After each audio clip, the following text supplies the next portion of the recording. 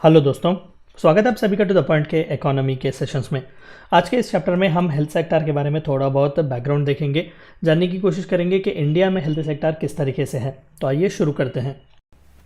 Contrary to the popular notion about India's public health system being inefficient and ineffective, it is performing reasonably well in tackling the COVID-19।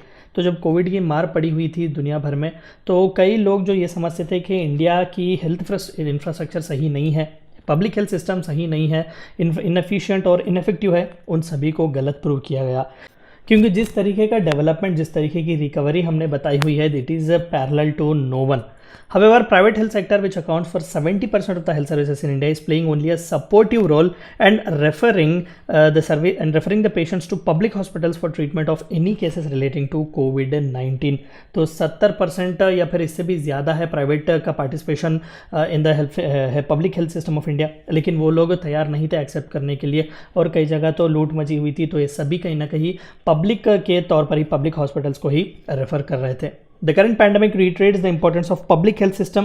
Thus, there is a need to address the constraints and revamp of the public health system in India। तो Covid के आने के बाद कई important से developments हुए हैं, कई रीएडजस्टमेंट्स हुए हैं और सबसे ज़्यादा और सबसे इम्पॉर्टेंट इसी हेल्थ सेक्टर से हुए हैं। तो क्या है एसोसिएटेड चैलेंजेस दरअसल इंडिया के पब्लिक हेल्थ केयर सिस्टम में?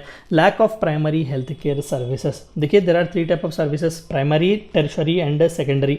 प्राइमरी हेल्थ केयर सर्विसेज वहाँ जहाँ पर स्पेसिफिकली थोड़ा बहुत आपको बुखार आए, बॉडी पेन्स वगैरह, तो आप जा सकते हैं।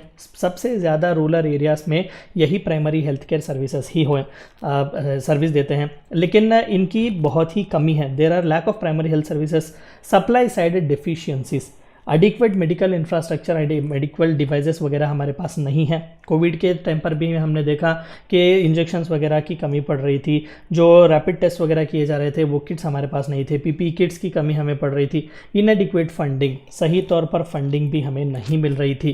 प्राइवेट का तो छोड़िए, पब्लिक सेक्टर साइड में भी भारत सरकार ज़्यादा से ज़्यादा अमाउंट इसमें स्पेंड नहीं कर रही थी इससे पहले। ओवरलैपिंग जुरिस्डिक्शन, अगेन एक दूसरे के साथ कन्फ्यूजन्स होना, स्टेट गवर्नमेंट, सेंट्रल गवर्नमेंट या फिर कौन कहाँ पर ट्रीट करेगा, इस तरीके से सब ऑप्टिमल पब्लिक हेल्थ सिस्टम पूरी तरीके से यूटिलाइज भी नहीं किया जा रहा है, ऑप्टिमल यूटिलाइजेशन नहीं हो रहा है हमारे पब्लिक हेल्थ सिस्टम का। तो क्या क्या स्टेप्स हम ले सकते हैं? What are the steps to be taken?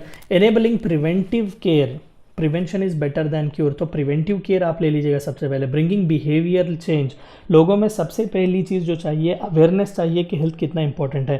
Sanitation से रिलेटेड स्वच्छ भारत अभियान जैसे इंपॉर्टेंट कैंपेन चल रहे हैं, लेकिन कितना चेंज आया हुआ है लोगों में। कोऑपरेटिव फेडरलिज्म, सिर्फ सेंटर का कुछ भी नहीं है, specifically health is actually a state list का एक इम्पॉर्टेंट पार्ट है हेल्थ। तो जाहिर सी बात है कि कोऑपरेट करना चाहिए एक दूसरे के साथ।